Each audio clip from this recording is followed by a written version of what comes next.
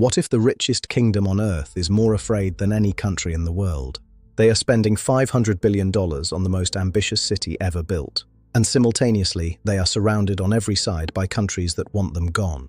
While construction crews build glass towers, Houthi missiles have struck the kingdom more than 40 times. The same kingdom, the same year.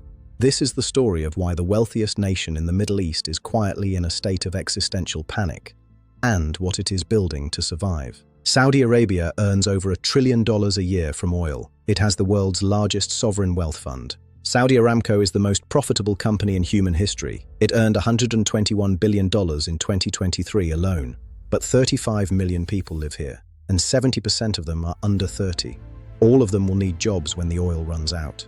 Mohammed bin Salman announced Vision 2030. Turn oil money into a future economy before the oil money stops working. Oil crashed in 2014. Crashed again in 2016, collapsed in 2020. Each time Saudi Arabia's entire budget plan collapsed with it. Behind the glass towers is a security state, 3 million surveillance cameras in Riyadh alone. In 2018, a Saudi journalist walked into the Saudi consulate in Istanbul. He did not come out. Saudi Arabia runs 5 separate intelligence agencies, all reporting directly to Mohammed bin Salman.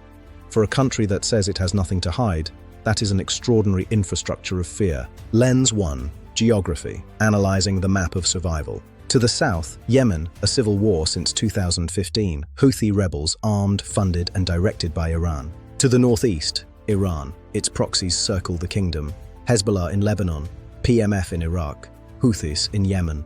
The Strait of Hormuz, 20% of the world's oil supply, runs between Saudi Arabia's market and Iran's navy. Saudi Arabia's own eastern province, where almost all the oil is, has a Shia majority. Iran has never stopped trying to reach it. Saudi Arabia is the guardian of Islam's 2 holiest sites.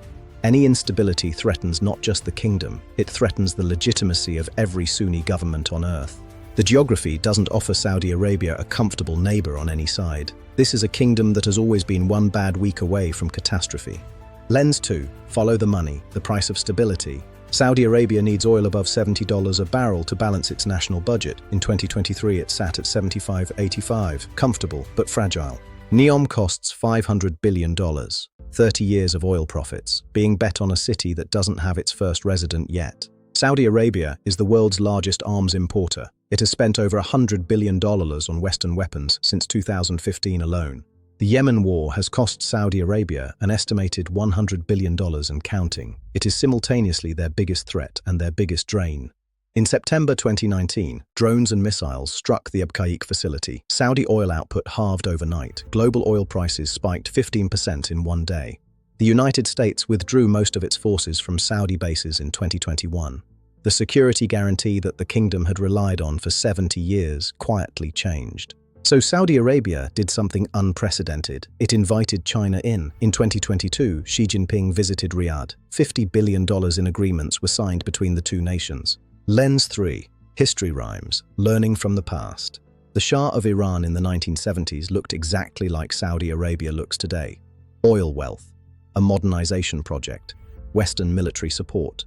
In 1979, it was over in 6 months. The richest, most Western-aligned country in the region became its most dangerous adversary. Saudi Arabia's crown prince is doing almost exactly what the Shah did. Rapid modernization, Western investment, a liberalization program for the elite.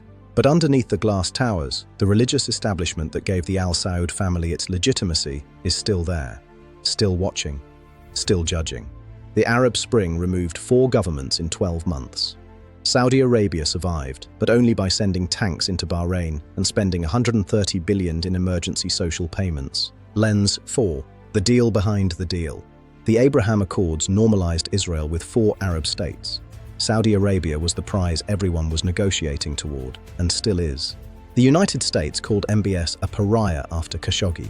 Then the President of the United States flew to Riyadh and fist-bumped him. Oil prices were high. 15 of the 19 September 11th hijackers were Saudi nationals. The ideology that funded the attack was born in Saudi religious schools. Building NEOM has required displacing an entire tribal community by force. Over 3,000 migrant worker deaths have been reported on Saudi construction sites since 2015. Saudi Arabia has funded mosques, madrasas, and religious institutions in over 100 countries. The ideology it exports has shaped radicalism worldwide. So let's zoom out. The kingdom that looks most powerful from the outside is the most afraid from within. Geography: Iran to the north, Yemen to the south, the oil and the Shia population to the east. There is no comfortable direction. Money: Saudi Arabia is using oil money to build the economy it needs when oil money stops, but the oil money is already being spent on wars, weapons, and stability payments. History: the Shah modernized rapidly, allied with the West, liberalized for the elite, and fell in 6 months to the forces he had underestimated. The deal behind the deal: the West needs Saudi oil, so it looks away from Khashoggi, from the ideology, from NEOM's labor conditions. NEOM isn't a vision of confidence. It's a $500 billion bet that transformation can happen before the threats converge. The richest kingdom on earth is building the most ambitious city ever conceived, because it knows that the world it was built for is ending. That is the bigger picture.